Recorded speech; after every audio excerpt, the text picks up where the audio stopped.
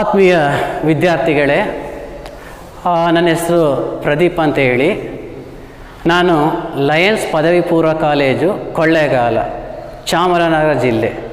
ಇಲ್ಲಿ ನಾನು ಭೂಗೋಳಶಾಸ್ತ್ರದ ವಿಷಯದಲ್ಲಿ ಉಪನ್ಯಾಸಕನಾಗಿ ನಾನು ಕಾರ್ಯವನ್ನು ನಿರ್ವಹಿಸ್ತಾ ಇದ್ದೀನಿ.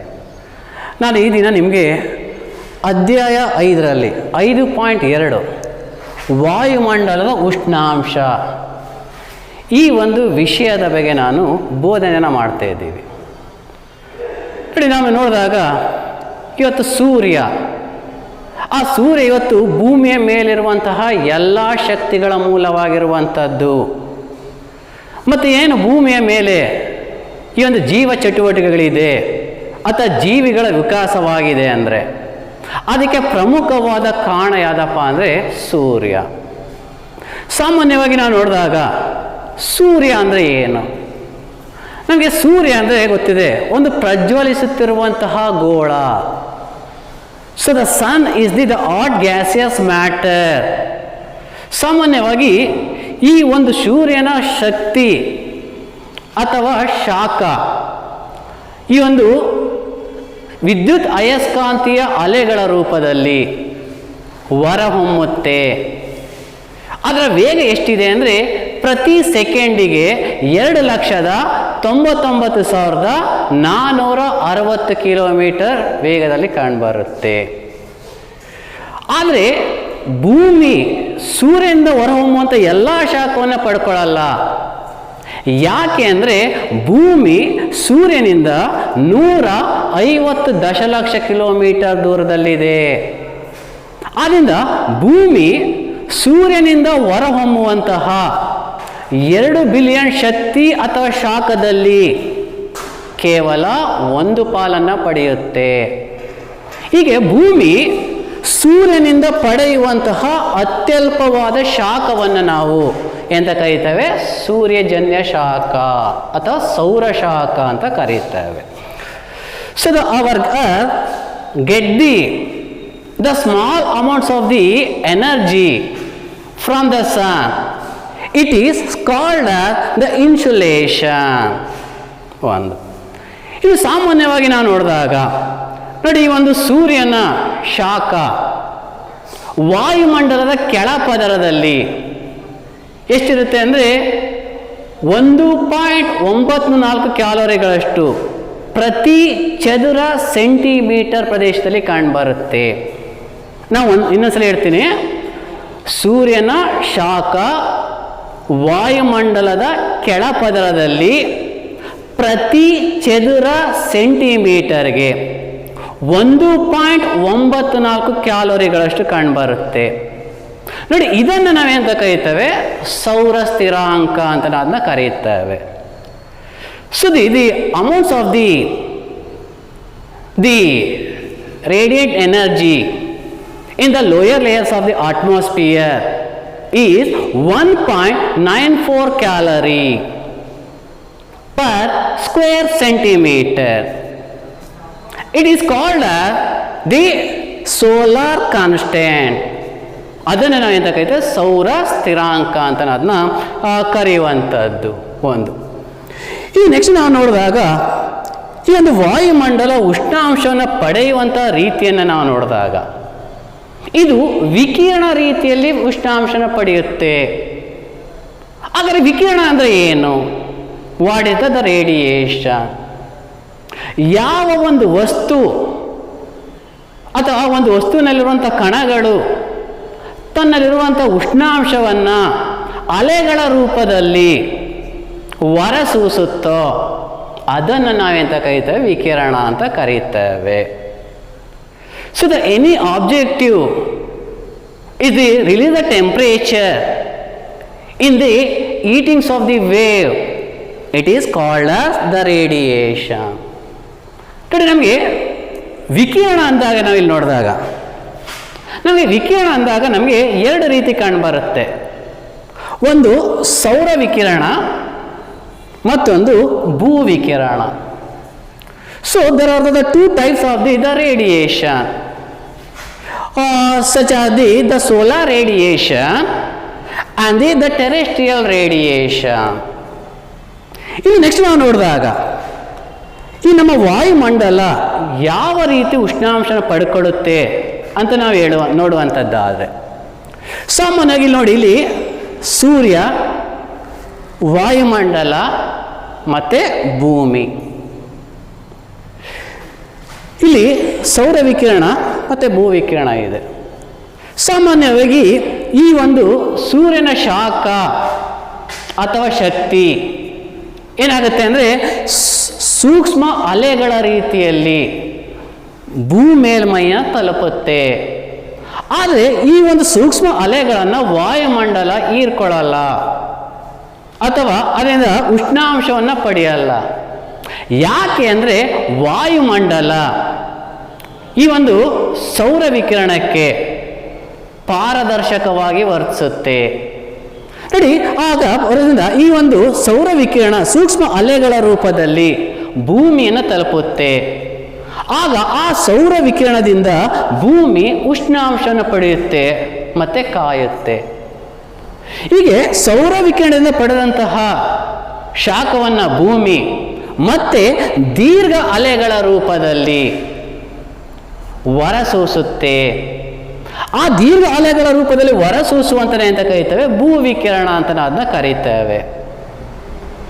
ಸಾಮಾನ್ಯವಾಗಿ ಈ ಒಂದು ದೀರ್ಘ ಅಲೆಗಳು ಏನು ರೂಪದಲ್ಲಿ ಹೊರಸೂಸುತ್ತೆ ಅಥವಾ ಈ ಒಂದು ಭೂವಿಕಿರಣಗಳಿದೆ, ಇದರಿಂದ ವಾಯುಮಂಡಲ ಉಷ್ಣಾಂಶವನ್ನು ಪಡೆದುಕೊಳ್ಳುತ್ತೆ.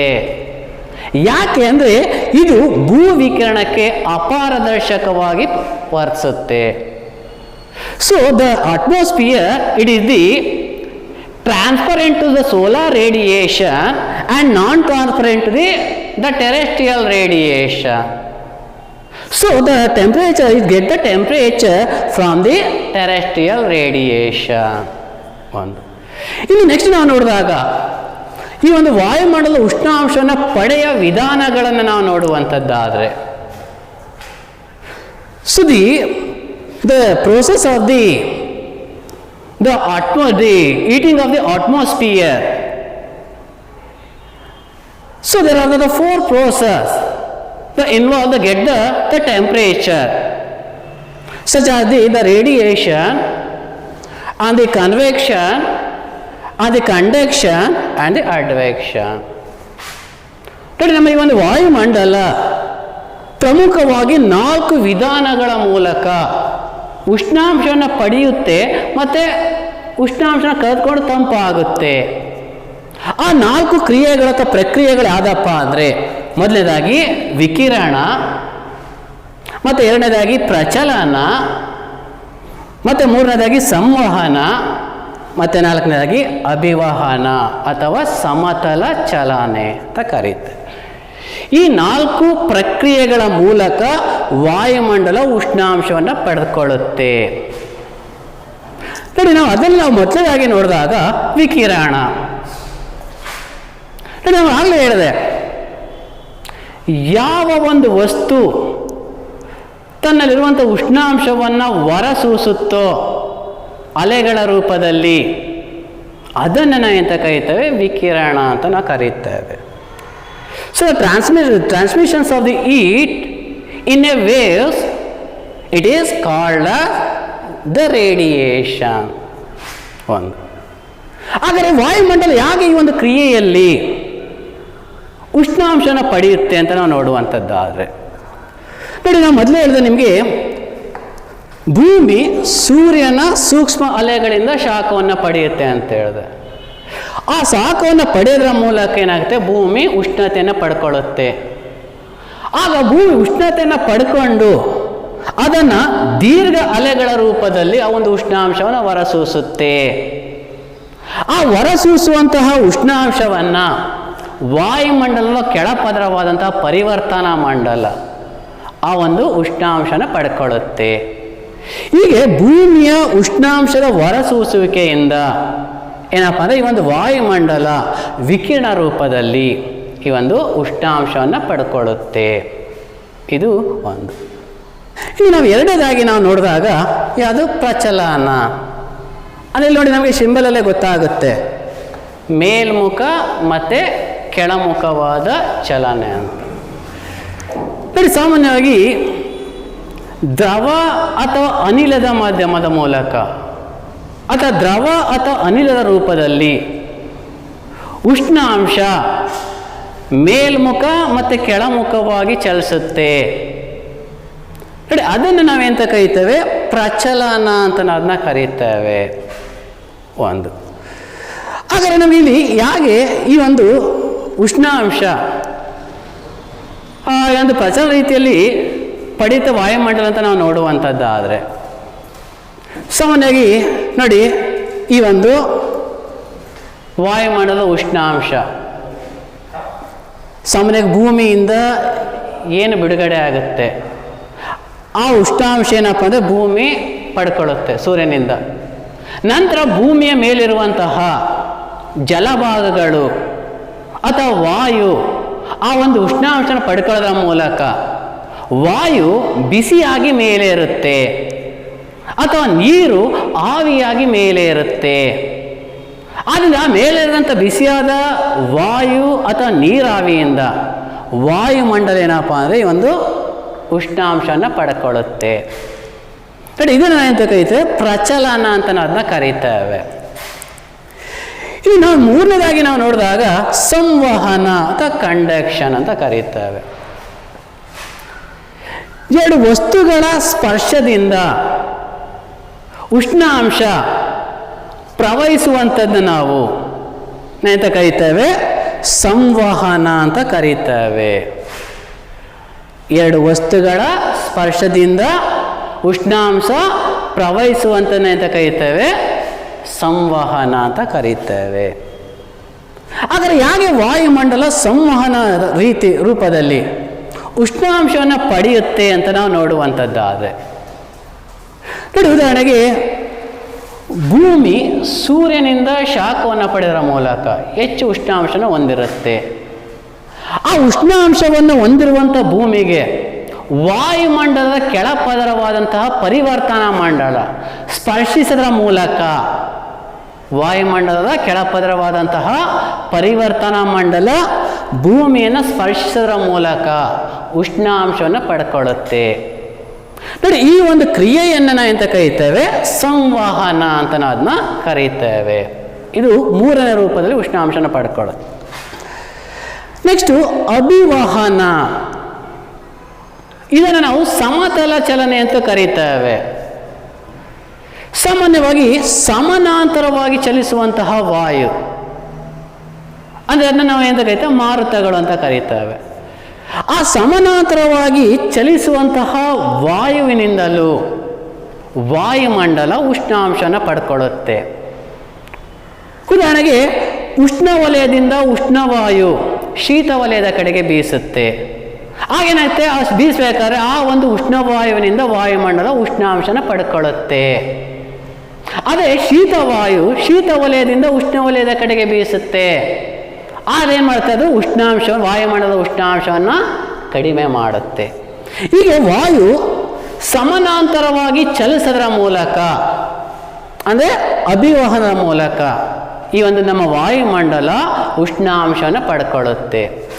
ಸೊ ಒಟ್ಟಾರೆ ನಾವು ನೋಡಿದಾಗ ಈ ನಮ್ಮ ವಾಯುಮಂಡಲ ಯಾವುದು 4 ಪ್ರಕ್ರಿಯೆಗಳಾದಂತಹ ವಿಕಿರಣ, ಪ್ರಚಲನ, ಸಂವಹನ ಮತ್ತು ಅಭಿವಹನದ ಮೂಲಕ ಉಷ್ಣಾಂಶನ ಪಡ್ಕೊಳ್ಳುತ್ತೆ. ಇನ್ನು ನೆಕ್ಸ್ಟ್ ನಾವು ನೋಡಿದಾಗ ಯಾವುದು? ಉಷ್ಣತಾ ಮಾಪಕ. ನೋಡಿ, ಉಷ್ಣತಾ ಮಾಪಕ ಅಂದರೆ ಏನು? ವಾಯುಮಂಡಲದ ಉಷ್ಣಾಂಶವನ್ನು ಅಳೆಯಲು ಬಳಸುವ ಉಪಕರಣವನ್ನು ನಾವೆಂತ ಕರೀತೇವೆ? ಉಷ್ಣತಾ ಮಾಪಕ ಅಂತ ಕರೀತೇವೆ. ವಾಯುಮಂಡಲದ ಉಷ್ಣಾಂಶವನ್ನು ಅಳೆಯಲು ಬಳಸುವ ಉಪಕರಣವನ್ನು ಉಷ್ಣತಾ ಮಾಪಕ ಅಂತ ಕರೀತೇವೆ. So an instrument used to measure the atmospheric temperature, it is called a thermometer. ನೋಡಿ, ನಮಗೆ ಉಷ್ಣತಾ ಮಾಪಕ ಅಂದಾಗ ಪ್ರಮುಖವಾಗಿ 2 ವಿಧದ ಉಷ್ಣತಾ ಮಾಪಕಗಳು ಕಂಡುಬರುತ್ತೆ. ಒಂದು ಸೆಂಟಿಗ್ರೇಡ್ ಉಷ್ಣತಾ ಮಾಪಕ, ಮತ್ತೊಂದು ಫ್ಯಾರನ್ಹೀಟ್ ಉಷ್ಣತಾ ಮಾಪಕ. So there are the 2 types of the thermometer. Centigrade and the Fahrenheit thermometer. ಸೆಂಟಿಗ್ರೇಡ್ ಉಷ್ಣತಾ ಮಾಪಕದಲ್ಲಿ ನೀರು ಹೆಪ್ಪುಗಟ್ಟುವಂತಹ ಬಿಂದು 0 ಡಿಗ್ರಿ ಇರುತ್ತೆ. ಅದೇ ನೀರು ಕುದಿಯುವಂತಹ ಬಿಂದು 100 ಡಿಗ್ರಿಗಳಷ್ಟು ಕಂಡುಬರುತ್ತೆ. ಅದೇ ರೀತಿಯಾಗಿ ಫ್ಯಾರನೈಟ್ ಉಷ್ಣತಾ ಮಾಪಕದಲ್ಲಿ ನೀರು ಹೆಪ್ಪುಗಟ್ಟುವಂತಹ ಬಿಂದು 32 ಡಿಗ್ರಿ ಫ್ಯಾರನೈಟ್ಗಳಷ್ಟಿರುತ್ತೆ. ಮತ್ತು ನೀರು ಕುದಿಯುವಂತಹ ಬಿಂದು 212 ಡಿಗ್ರಿ ಫ್ಯಾರನೈಟ್ಗಳಷ್ಟು ಕಂಡುಬರುತ್ತೆ. ನೋಡಿದಿಷ್ಟು. ಇನ್ನು ನೆಕ್ಸ್ಟ್ ಟಾಪಿಕನ್ನು ನಾವು ನೋಡುವಂಥದ್ದಾದರೆ ವಾಯುಮಂಡಲದ ಉಷ್ಣಾಂಶದ ಹಂಚಿಕೆಯ ಮೇಲೆ ಪ್ರಭಾವ ಬೀರುವಂತಹ ಅಂಶಗಳು. ನೆಕ್ಸ್ಟು ವಾಯುಮಂಡಲದ ಉಷ್ಣಾಂಶವನ್ನು ನಿರ್ಧರಿಸುವಂತಹ ಅಂಶಗಳು. So the factor affecting the atmospheric temperature. ನೋಡಿ, ಸಾಮಾನ್ಯವಾಗಿ ನಾವು ನೋಡಿದಾಗ ಈ ಒಂದು ವಾಯುಮಂಡಲ ಉಷ್ಣಾಂಶವನ್ನು ಪಡೆಯುವಂಥ ರೀತಿ ವಿಭಿನ್ನವಾಗಿರುತ್ತೆ. ಸಾಮಾನ್ಯವಾಗಿ ಇದು ವಾಯುಮಂಡಲದ ಉಷ್ಣಾಂಶ ಒಂದು ಅಕ್ಷಾಂಶದಿಂದ ಮತ್ತೊಂದು ಅಕ್ಷಾಂಶಕ್ಕೆ ಹೋದಂತೆ ಏನಾಗ್ತಾ ಹೋಗುತ್ತೆ, ವ್ಯತ್ಯಾಸವಂತ ಹೋಗುತ್ತೆ. ಮತ್ತು ಋತುಗಳಿಗೆ ಅನುಗುಣವಾಗಿ ಉಷ್ಣಾಂಶದ ಏನಾಗುತ್ತೆ, ವ್ಯತ್ಯಾಸವಂತ ಹೋಗುತ್ತೆ. ಈಗ ವಾಯುಮಂಡಲದ ಉಷ್ಣಾಂಶದ ಹಂಚಿಕೆಯ ಮೇಲೆ ಅಥವಾ ವ್ಯತ್ಯಾಸದ ಮೇಲೆ ಹಲವಾರು ಅಂಶಗಳು ಪ್ರಭಾವವನ್ನು ಬೀರುತ್ತೆ. ಆ ಪ್ರಭಾವ ಬೀರುವಂಥ ಅಂಶಗಳು ಯಾವುದಪ್ಪ ಅಂದರೆ, ಮೊದಲನೇದಾಗಿ ಅಕ್ಷಾಂಶಗಳು, ಮತ್ತು ಎರಡನೇದಾಗಿ ಎತ್ತರ, ಮತ್ತು ಮೂರನೇದಾಗಿ ಸಮುದ್ರದಿಂದ ಇರುವಂತಹ ದೂರ, ಮತ್ತು ನಾಲ್ಕನೇದಾಗಿ ಸಾಗರ ಪ್ರವಾಹಗಳು, ಮತ್ತು ಐದನೇದಾಗಿ ಮಾರುತಗಳು, ಮತ್ತು ಆರನೇದಾಗಿ ಮೋಡಗಳು. ಈ ಒಂದು ಅಂಶಗಳು ವಾಯುಮಂಡಲದ ಉಷ್ಣಾಂಶದ ಮೇಲೆ ಪ್ರಭಾವವನ್ನು ಬೀರುತ್ತೆ. So the important affecting factors of the distributions of the temperature in the atmosphere are the latitudes, altitude, distance from the sea, ocean current, winds and the cloud. ಇದರಲ್ಲಿ ನಾವು ಮೊದಲನೇದಾಗಿ ನೋಡಿದಾಗ ಅಕ್ಷಾಂಶಗಳು, ಸೊ ದ ಲ್ಯಾಟಿಟ್ಯೂಡ್. ನೋಡಿ, ಸಾಮಾನ್ಯವಾಗಿ ಈ ಒಂದು ಅಕ್ಷಾಂಶ ಈ ಒಂದು ವಾಯುಮಂಡಲದ ಉಷ್ಣಾಂಶದ ಮೇಲೆ ಹೆಚ್ಚಿನ ಪ್ರಭಾವವನ್ನು ಬೀರುತ್ತೆ. ಸಾಮಾನ್ಯವಾಗಿ ನಾವು ನೋಡಿದಾಗ ವಿವಿಧ ಅಕ್ಷಾಂಶಗಳಿಗೆ ಅನುಗುಣವಾಗಿ ಉಷ್ಣಾಂಶ ಏನಾಗ್ತಾ ಹೋಗುತ್ತೆ, ವ್ಯತ್ಯಾಸವಂತ ಹೋಗುತ್ತೆ. ನೋಡಿ, ಸಾಮಾನ್ಯವಾಗಿ ನಾವು ನೋಡಿದಾಗ ಸಮಭಾಜಕ ವೃತ್ತ ಪ್ರದೇಶದಲ್ಲಿ ಸೂರ್ಯನ ನೇರ ಕಿರಣಗಳು ವರ್ಷ ಪೂರ್ತಿ ನೇರವಾಗಿ ಬೀಳುತ್ತೆ. ಅಲ್ಲಿ ಸಮಭಾಜಕ ವೃತ್ತದ ಪ್ರದೇಶಗಳಲ್ಲಿ ವಾಯುಮಂಡಲದ ಉಷ್ಣಾಂಶ ವರ್ಷ ಪೂರ್ತಿ ಹೆಚ್ಚಾಗಿರುತ್ತೆ.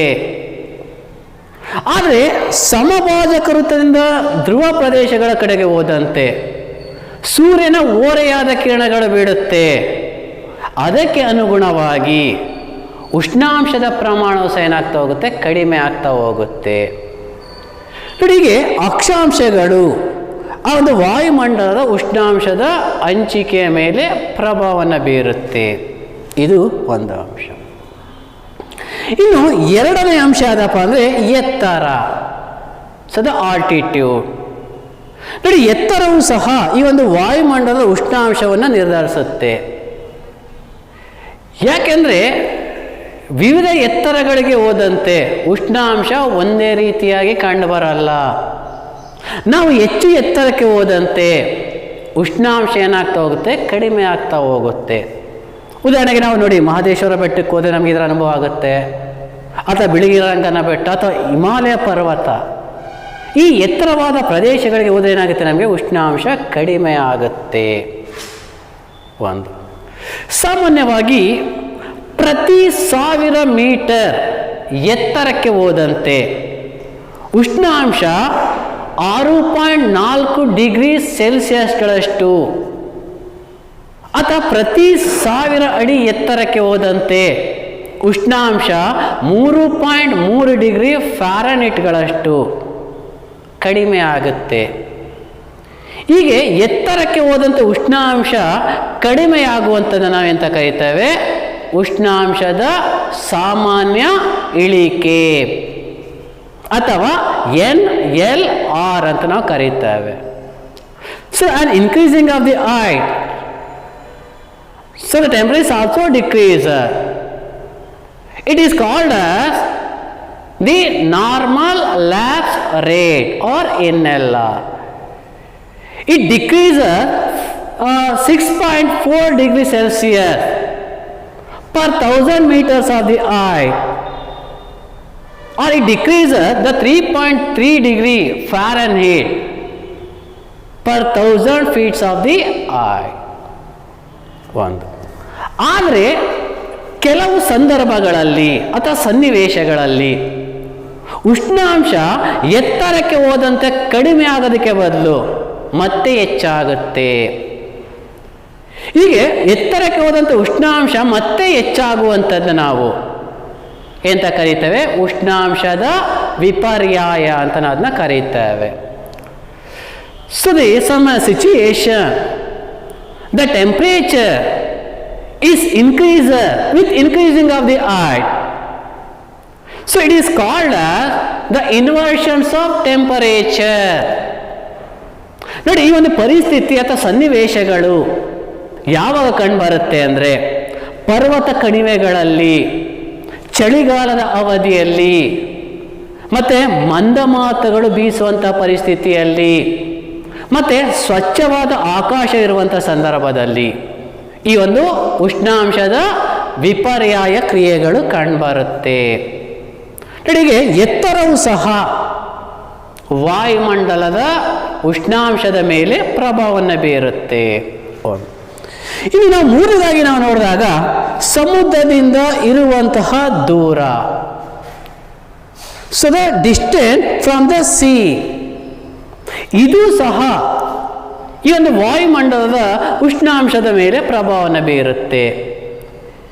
ಯಾಕೆ ಅಂದರೆ ಭೂಭಾಗ ಮತ್ತು ಜಲಭಾಗಗಳು ಪಡೆಯುವಂತಹ ಉಷ್ಣಾಂಶದಲ್ಲಿ ವ್ಯತ್ಯಾಸ ಹೊಂದಿರುತ್ತೆ. ಯಾಕೆ ಅಂದರೆ ಭೂಭಾಗ ಬೇಗನೆ ಉಷ್ಣಾಂಶನ ಪಡೆಯುತ್ತೆ ಮತ್ತು ಬೇಗನೆ ತಂಪಾಗುತ್ತೆ. ಆದರೆ ಜಲಭಾಗ ನಿಧಾನವಾಗಿ ಉಷ್ಣಾಂಶನ ಪಡೆಯುತ್ತೆ, ನಿಧಾನವಾಗಿ ತಂಪಾಗುತ್ತೆ.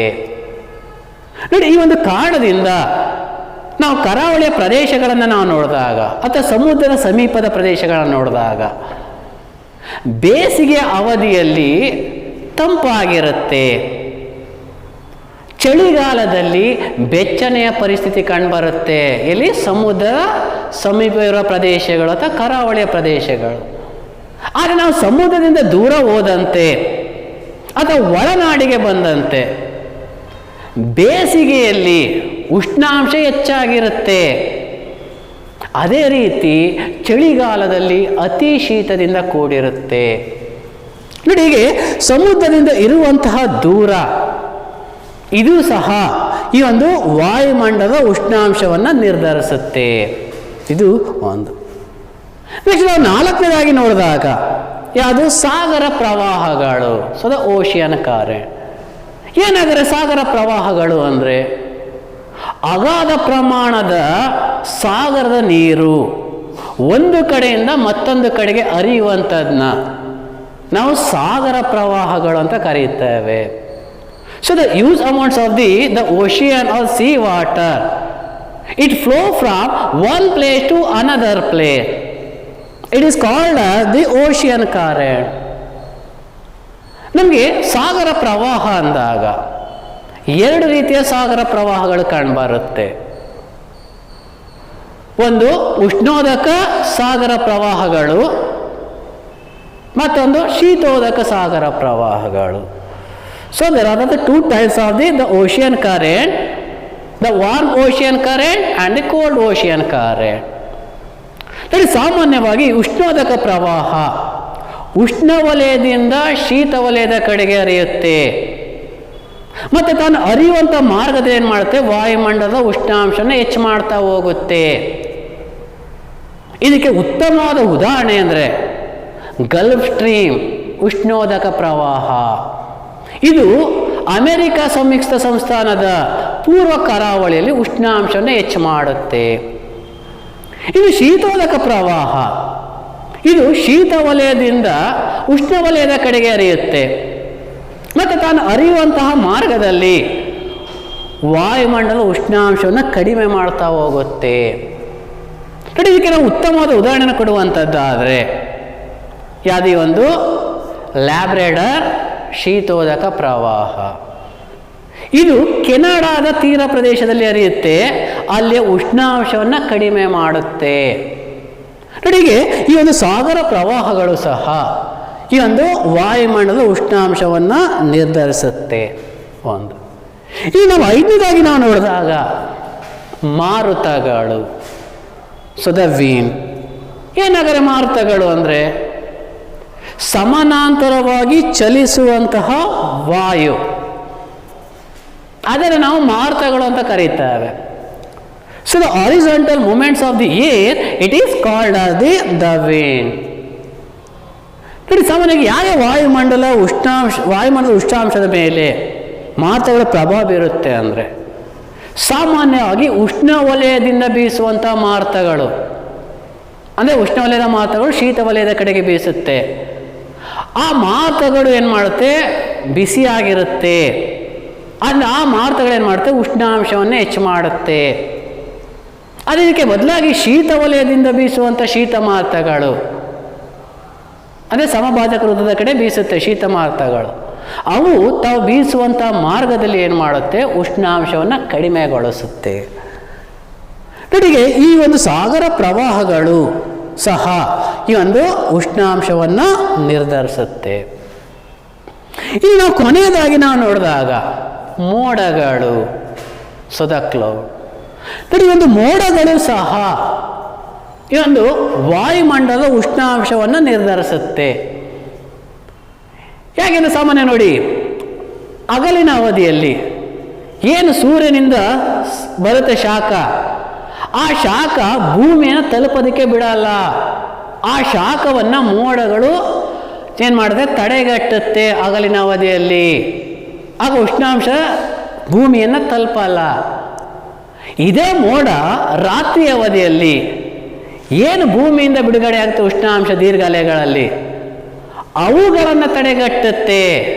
ಆ ತಡೆಗಟ್ಟದ ಮೂಲಕ ಭೂಮಿಯ ಸುತ್ತ ಬೆಚ್ಚಗಿನ ವಾತಾವರಣವನ್ನು ಸೃಷ್ಟಿಸುತ್ತೆ. ನೋಡಿಗೆ ಮೋಡಗಳು ಸಹ ವಾಯುಮಂಡಲದ ಉಷ್ಣಾಂಶವನ್ನು ನಿರ್ಧರಿಸುತ್ತೆ. ಈಗ ಇಷ್ಟು ಅಂಶಗಳು ಅಂದರೆ ಅಕ್ಷಾಂಶಗಳು, ಎತ್ತರ, ಸಮುದ್ರದಿಂದ ಇರುವ ದೂರ, ಸಾಗರ ಪ್ರವಾಹಗಳು, ಮಾರುತಗಳು ಮತ್ತು ಮೋಡಗಳು, ಇವು ವಾಯುಮಂಡಲದ ಉಷ್ಣಾಂಶವನ್ನು ನಿರ್ಧರಿಸುತ್ತೆ. ಒಂದು ಇನ್ನು ನೆಕ್ಸ್ಟ್ ನಾವು ನೋಡಿದಾಗ ಸಮೋಷ್ಣ ರೇಖೆಗಳು. ಹಾಗಾದ್ರೆ ಏನು ಸಮೋಷ್ಣ ರೇಖೆಗಳು ಅಂದರೆ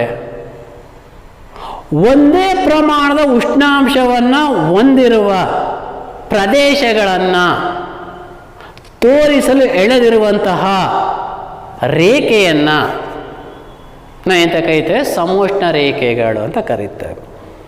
ಅಥವಾ ಇನ್ನೊಂದು ಅರ್ಥದಲ್ಲಿ ನಾವು ಹೇಳುವಂಥದ್ದಾದರೆ ಗೋಳದ ಮೇಲೆ ಅಥವಾ ನಕಾಶೆಯ ಮೇಲೆ ಒಂದೇ ಪ್ರಮಾಣದ ಉಷ್ಣಾಂಶ ಹೊಂದಿರುವ ಪ್ರದೇಶಗಳನ್ನು ಸಂಧಿಸುವಂತೆ ತೋರಿಸಲು ಎಳೆದಿರುವ ರೇಖೆಯನ್ನು ನಾವು ಎಂತ ಕರೀತೇವೆ, ಸಮೋಷ್ಣ ರೇಖೆ ಅಂತ ಕರೆಯುತ್ತೇವೆ. So the line joining the places of equal temperature, it drawn on the globe or the map, it is called the isothermal line. ಅದನ್ನು ಐಸೋಥರ್ಮಲ್ ಲೈನ್ ಅಂತ ಅದನ್ನ ಕರೀತೇವೆ. ಒಂದು ಇನ್ನು ನೆಕ್ಸ್ಟ್ ನಾವು ನೋಡಿದಾಗ ಯಾವುದು, ಉಷ್ಣಾಂಶದ ವಲಯಗಳು. So the other topic are the temperature zone. ನೋಡಿ, ನಕಾಶೆ ಮತ್ತು ಗೋಳದ ಮೇಲೆ ಒಂದೇ ಪ್ರಮಾಣದ ಉಷ್ಣಾಂಶವನ್ನು ಹೊಂದಿರುವ ಪ್ರದೇಶಗಳನ್ನು ಸಂಧಿಸುವಂತೆ ಎಳೆದಿರುವ ರೇಖೆಯನ್ನು ನಾವೆಂತ ಕರೀತೇವೆ, ಸಮೋಷ್ಣ ರೇಖೆ ಅಂತ ಅದನ್ನ ಕರೀತೇವೆ. So the line joining the places of the equal distributions of temperature on the map or the globe. That's called as the isothermal. So the isothermal, it is derived from the two words, isos and thermal. Isos mean the equal, thermal mean the temperature. ನೋಡಿ, ನಮಗೆ iso ಅಂದರೆ ಸಮ ಎಂಬಂತಹ ಅರ್ಥವನ್ನು ಕೊಡುತ್ತೆ, thermal ಅಂದರೆ ಉಷ್ಣಾಂಶ ಎಂಬಂಥ ಅರ್ಥವನ್ನು ಕೊಡುತ್ತೆ. ಇದು ನೆಕ್ಸ್ಟ್ ನಾವು ನೋಡಿದಾಗ ಯಾವುದು ಈ ಒಂದು ಉಷ್ಣಾಂಶದ ವಲಯಗಳು. ನೆಕ್ಸ್ಟು ಉಷ್ಣಾಂಶದ ವಲಯಗಳು. ಸಾಮಾನ್ಯವಾಗಿ ಭೂಮಿಯ ಮೇಲೆ ಉಷ್ಣಾಂಶ ಒಂದೇ ರೀತಿಯಾಗಿ ಹಂಚಿಕೆ ಆಗಿಲ್ಲ.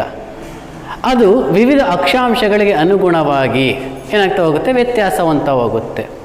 ನೋಡಿ, ಇದರ ಆಧಾರದ ಮೇಲೆ ಭೂಮಿಯನ್ನು ಪ್ರಮುಖವಾಗಿ 3 ವಲಯಗಳಾಗಿ ವಿಂಗಡಣೆ ಮಾಡಲಾಗೈತೆ.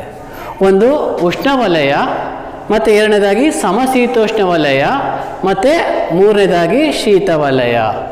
So the tropical zone, temperate zone and the frigid zone. ನೋಡಿ, ನಾವು ಈ ಒಂದು ಚಿತ್ರವನ್ನು ನೋಡಿದಾಗ ಇಲ್ಲಿ ಉಷ್ಣಾಂಶದ ವಲಯಗಳ ಬಗ್ಗೆ ತಿಳ್ಕೋಬಹುದು. ಮೊದಲಾಗಿ ಅದು ಉಷ್ಣವಲಯ. ಇದು 0 ಡಿಗ್ರಿಯಿಂದ 23.5 ಡಿಗ್ರಿ ಉತ್ತರ ಅಕ್ಷಾಂಶ ಮತ್ತು ದಕ್ಷಿಣ ಅಕ್ಷಾಂಶಗಳ ನಡುವೆ ಕಾಣಬರುತ್ತೆ. So it is extend from the 0 to 23.5 degree north and south latitude. ಮತ್ತು ಈ ಒಂದು ವಲಯವನ್ನು ನೋಡಿದಾಗ ವರ್ಷ ಪೂರ್ತಿ ಸೂರ್ಯನ ನೇರವಾದ ಕಿರಣಗಳನ್ನು ಪಡ್ಕೊಳ್ಳುತ್ತೆ. ಅದರಲ್ಲಿ ಯಾವಾಗಲೂ ಏನಪ್ಪ ಅಂದರೆ ಉಷ್ಣಾಂಶ ಹೆಚ್ಚಾಗಿರುತ್ತೆ. ಮತ್ತು ಈ ಒಂದು ವಲಯದಲ್ಲಿ ಹಗಲಿನ ಅವಧಿ ದೀರ್ಘವಾಗಿರುತ್ತೆ ಮತ್ತು ರಾತ್ರಿ ಅವಧಿ ಕಡಿಮೆ ಇರುತ್ತೆ. ಮತ್ತು ಬೇಸಿಗೆ ಕಾಲ ದೀರ್ಘವಾಗಿರುತ್ತೆ, ಚಳಿಗಾಲ ಅವಧಿ ಕಡಿಮೆ ಇರುತ್ತೆ. ಇದು ಒಂದು. ಇನ್ನು ನಾವು ಎರಡನೇದಾಗಿ ನಾವು ನೋಡಿದಾಗ ಸಮಶೀತೋಷ್ಣ ವಲಯ. So the temperate zone. ಇದು 23.5 ಡಿಗ್ರಿ ಯಾವುದು ಉತ್ತರ ಕರ್ಕಾಟಕ ಸಂಕ್ರಾಂತಿ ವೃತ್ತದಿಂದ 66.5 ಡಿಗ್ರಿ ಉತ್ತರ ಮೇರು ವೃತ್ತ ಅಥವಾ ಆರ್ಟಿಕ್ ವೃತ್ತದವರೆಗೆ, ಮತ್ತು ದಕ್ಷಿಣದಲ್ಲಿ 23.5 ಡಿಗ್ರಿ ಮಕರ ಸಂಕ್ರಾಂತಿ ವೃತ್ತದಿಂದ 66.5 ಡಿಗ್ರಿ ದಕ್ಷಿಣ ಮೇರು ವೃತ್ತ ಅಥವಾ ಅಂಟಾರ್ಟಿಕ್ ವೃತ್ತದವರೆಗೆ ಕಂಡುಬರುತ್ತೆ. So it is extend from the 23.5 degree to 66.5 degree north and south latitude, both the hemisphere. ಇನ್ನು ಈ ಒಂದು ವಲಯವನ್ನು ನೋಡಿದಾಗ ಇಲ್ಲಿ 6 ತಿಂಗಳು ಬೇಸಿಗೆ ಕಾಲ ಇರುತ್ತೆ, 6 ತಿಂಗಳು ಚಳಿಗಾಲ ಇರುತ್ತೆ. ಅಂದರೆ ಇಲ್ಲಿ ಉಷ್ಣತೆ ಮತ್ತು ಶೀತ ಎರಡು ಸಮ ಪ್ರಮಾಣದಲ್ಲಿ ಕಂಡುಬರುತ್ತೆ. ನೋಡಿ, ಅದಕ್ಕೆ ನಾವು ಇದೆ ಅಂತ ಕರೀತೇವೆ ಸಮಶೀತೋಷ್ಣ ವಲಯ ಅಂತ ಅದನ್ನ ಕರೀತೇವೆ. ಇದು ಇನ್ನು ನಾವು ಮೂರನೇದಾಗಿ ನಾವು ನೋಡಿದಾಗ ಶೀತ ವಲಯ, ಫ್ರಿಜ್ಡ್ ಝೋನ್. ಈ ಒಂದು ವಲಯ 66.5 ಡಿಗ್ರಿಯಿಂದ 90 ಡಿಗ್ರಿ ಉತ್ತರ ಧ್ರುವ ಬಿಂದು ಮತ್ತು 66.5 ಡಿಗ್ರಿಯಿಂದ 90 ಡಿಗ್ರಿ ದಕ್ಷಿಣ ಧ್ರುವ ಬಿಂದು, ಈ ಒಂದು ಪ್ರದೇಶಗಳವರೆಗೆ ಕಂಡುಬರುತ್ತೆ. ಈ ಒಂದು ವಲಯ ಯಾವಾಗಲೂ ಶೀತದಿಂದ ಕೂಡಿರುತ್ತೆ. ಯಾಕೆಂದರೆ ಈ ಒಂದು ವಲಯ ವರ್ಷ ಪೂರ್ತಿ ಸೂರ್ಯನ ಓರೆಯಾದ ಕಿರಣಗಳನ್ನು ಪಡ್ಕೊಳ್ಳುತ್ತೆ. ಆದರೆ ಇದು ಉಷ್ಣಾಂಶ ಕಡಿಮೆ ಇದ್ದು ಶೀತದಿಂದ ಕೂಡಿರುತ್ತೆ. ಮತ್ತು ಈ ಒಂದು ವಲಯದಲ್ಲಿ ಹಗಲಿನ ಅವಧಿ ಕಡಿಮೆ ಇರುತ್ತೆ, ರಾತ್ರಿಯ ಅವಧಿ ದೀರ್ಘವಾಗಿರುತ್ತೆ, ಮತ್ತು ಚಳಿಗಾಲ ದೀರ್ಘವಾಗಿರುತ್ತೆ, ಮತ್ತು ಬೇಸಿಗೆ ಕಾಲ ಅಲ್ಪಾವಧಿ ಆಗಿರುತ್ತೆ. ಹೀಗೆ ಈ ಒಂದು ಭೂಮೇಲ್ಮೈನ ನಮಗೆ ಆ ಒಂದು 3 ಉಷ್ಣಾಂಶ ವಲಯಗಳಾಗಿದ್ದರೆ ವಿಂಗಡಣೆ ಮಾಡಲಾಗುತ್ತೆ. ಒಂದು ಉಷ್ಣವಲಯ, ಮತ್ತು ಎರಡನೇದಾಗಿ ಸಮಶೀತೋಷ್ಣ ವಲಯ, ಮತ್ತು ಮೂರನೇದಾಗಿ ಶೀತ ವಲಯಗಳು ಎಂಬುದಾಗಿ. ಆತ್ಮೀಯ ವಿದ್ಯಾರ್ಥಿಗಳೇ, ಇಲ್ಲಿವರೆಗೂ ನಾವು ಈ ಒಂದು ವಾಯುಮಂಡಲದ ಉಷ್ಣಾಂಶದ ಬಗ್ಗೆ ತಿಳ್ಕೊಂಡ್ವಿ. ಈಗ ಈ ಒಂದು ವಿಷಯದಲ್ಲಿ ಏನಪ್ಪ ಅಂದರೆ ಕೆಲವು ಪ್ರಶ್ನೆಗಳು ಬರುವಂತಹ ಸಂಭವನೀಯತೆ ಇರುತ್ತೆ. ಅದು ಯಾವುದಪ್ಪ ಅಂದರೆ, ಮೊದಲನೇದಾಗಿ ಸೂರ್ಯಜನ್ಯ ಶಾಖವನ್ನು ಅರ್ಥೈಸಿ, ಎರಡನೇದಾಗಿ ಪ್ರಚಲನ ಎಂದರೇನು, ಮತ್ತು ಮೂರನೇದಾಗಿ ಉಷ್ಣಾಂಶದ ವಿಪರ್ಯಾಯದ ಲಕ್ಷಣಗಳನ್ನು ತಿಳಿಸಿ, ಮತ್ತು ನಾಲ್ಕನೇದಾಗಿ ಉಷ್ಣಾಂಶವನ್ನು ನಿರ್ಧರಿಸುವ ಅಂಶಗಳನ್ನು ಸಂಕ್ಷಿಪ್ತವಾಗಿ ವಿವರಿಸಿ. ನೋಡಿ, ಇವು ಹೆಚ್ಚು ಸಂಭವನೀಯ ಪ್ರಶ್ನೆಗಳು. ನೀವೇನು ಮಾಡಿ ಇದನ್ನು ಒಂದು ಪುಸ್ತಕದಲ್ಲಿ ಅಥವಾ ಕಾಗದಲ್ಲಿ ಬರೆದು ಏನು ಮಾಡಿ ನಿಮ್ಮ ಉಪನ್ಯಾಸಕರಿಗೆ ತಲುಪಿಸಿ. ಮತ್ತೊಮ್ಮೆ ಧನ್ಯವಾದಗಳು.